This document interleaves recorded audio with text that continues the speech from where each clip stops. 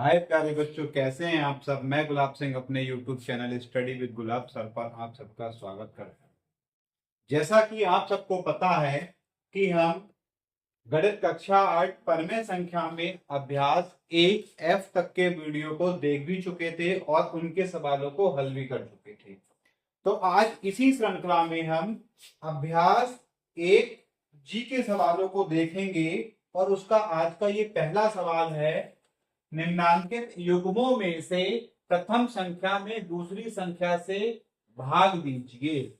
हमें क्या करना है, प्रथम संख्या में भाग देना है दूसरी संख्या से। ठीक है ना।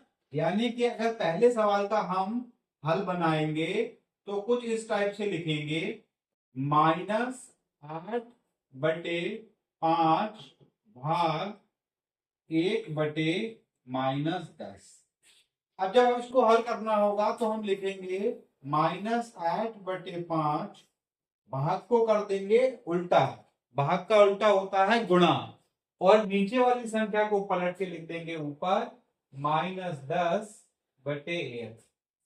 अब 5 एकम 5 और 5 दूनी 10, तो हमारा आया -8 गुणा -2/1 गुणा 1। जब हमने इसको हल किया तो 8 दूनी 16, ये हमारा क्या हुआ, इस सवाल का उत्तर हुआ। ऐसे ही हम इस सवाल का हल देखेंगे, 18 भाग -12/7। हमें क्या करना होगा, 18 गुणा 7/-12। तो 18 और 7 की कर दी हमने गुणा, 18 सत्ते 126/-12। तो फाइनली ये उत्तर हमारा हो गया। अगला सवाल है -8 भाग 5/-16। तो -8 गुणा -16/5। जब हम इसको करेंगे क्योंकि उलट जाएगा, तो 16 अट्ठे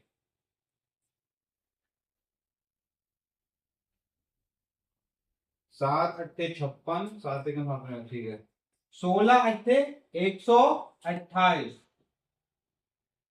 128/5।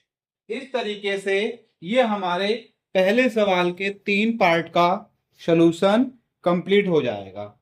ठीक है। अब इसी सीरीज में हम इसका दूसरा सवाल देखते हैं। भाग की क्रिया करके बताइए निम्नांकित कथन सत्य हैं या असत्य हैं। जब एक परमेय संख्या को दूसरी परमेय संख्या से हम भाग देंगे तो हमें क्या मिलेगा, एक परमेय संख्या ही प्राप्त होगी, इसीलिए ये स्टेटमेंट सत्य है। 8/-9 को भाग देना है -4/3 से, और 4/3 को भाग देना है 8/9 से, तो ये वाली संख्या असत्य हो जाएगी। ये ऐसा इसलिए हुआ क्योंकि यहां पर संख्याओं के क्रमों को बदल दिया गया। 8/9 को इस वाली संख्या से भाग देना था, अब इस वाली संख्या को इससे भाग देंगे। जब इससे इसको भाग देंगे तो ये भागफल कुछ और देगा, और जब इससे इसको भाग देंगे तो भागफल कुछ और देगा। तो दोनों पक्ष हमारे क्या बराबर होंगे, दोनों पक्ष हमारे बराबर नहीं होंगे। ठीक है। ऐसे ही ये तीसरा वाला है हमारा, ये भी असत्य हो जाएगा। आप देखिए, इसको उन्होंने 1 से भाग दिया है तो फिर आप यही संख्या प्राप्त करेंगे। यहां पर 1 से इसको भाग दिया है तो फिर ये उल्टा हो जाएगा।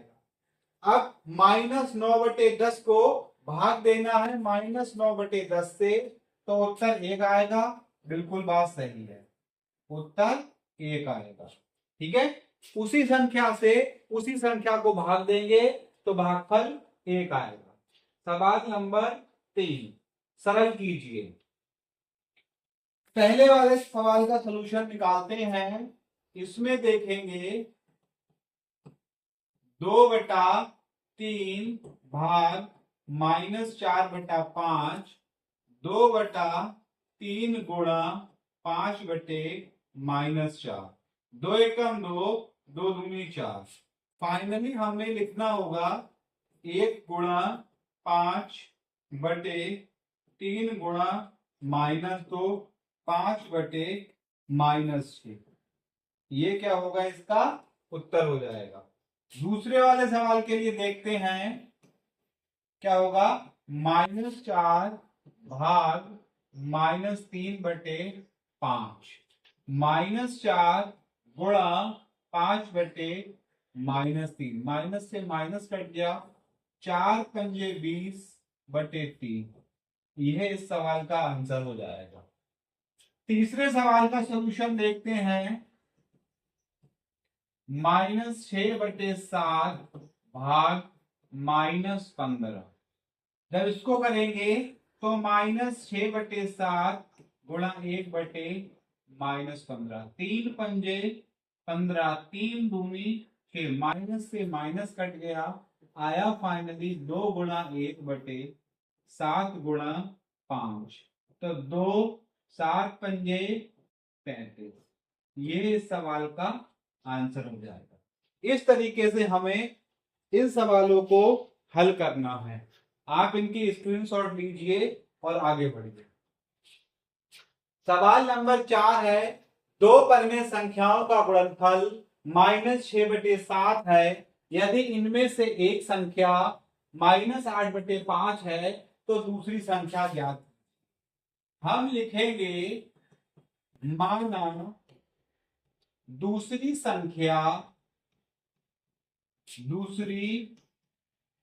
संख्या बराबर x है। तो एक संख्या क्या है, -8/5 गुणा x बराबर गुणनफल कितना दे रहा है, -6/7। तो फाइनली x बराबर आया -6/7 गुणा 5/-8।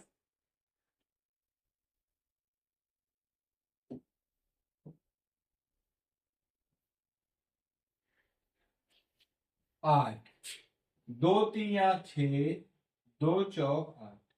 x बराबर माइनस से माइनस कट जाएगा, 3 गुणा 5/7 गुणा 4, 3 पंजे 15/7 चौक 28। यह इस सवाल का उत्तर हो जाएगा। हम अगला सवाल देखते हैं, सवाल नंबर 5।